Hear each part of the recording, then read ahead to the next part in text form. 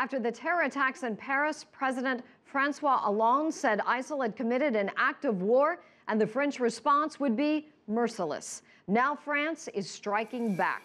In what's described as the biggest air raid in Syria by France, warplanes have struck Raqqa, regarded as ISIL's capital city. CCTV's Jack Barton is in Paris with the latest. Jack, what can you tell us about the strikes? Well, Susan, France's defense ministry is calling these massive airstrikes, and as you mentioned, they are certainly the largest so far that France has carried out in Syria. Altogether, 12 warplanes dropping 20 bombs on targets that we were told included a jihadist recruitment center and training ground, as well as an ammunition dump, all of them in the city of Raqqa, which in Syria is the de facto capital of the ISIL group, the group that has claimed responsibility for the attacks here. And as those massive airstrikes were being carried out on the same day, we had a major manhunt being carried out here in France as police sought a Belgian man who is believed to be directly connected to the violence which claimed more than 130 lives here. A manhunt is underway in France for an 8th suspected gunman in the Paris attacks, who police have identified as Saleh Abdel Salam, a 26-year-old Belgian. Abdel Salam is one of 3 brothers suspected of involvement in the bloodshed. The manhunt was launched after police seized a car they believe was used by gunmen and which witnesses say was filled with weapons. Des Kalachnikovs, des pistolets, Kalashnikovs, handguns, big guns, and small ones in bags. des grosses armes et des petites. Police also named one of the gunmen involved in Friday's attacks as Omar Ismail Mostafai, a 29-year-old French national of Algerian background who used to pray at this mosque southwest of Paris. We practically haven't seen him since 2013. 6 people close to Mostafai have been detained, including his father and brother. The new leads followed sweeping raids in Belgium, leading to several arrests linked to the Paris attacks.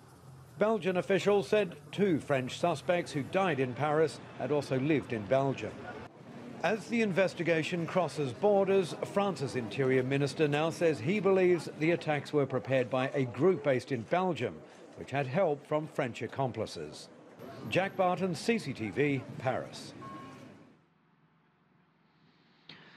And there's such a direct connection now, it's very clear, between Belgium and France in these attacks. The interior ministers of both countries meeting today to discuss further measures that can be taken to disrupt these networks. We're also expecting further airstrikes, all part of what French President Francois Hollande has called the country's merciless response to these attacks.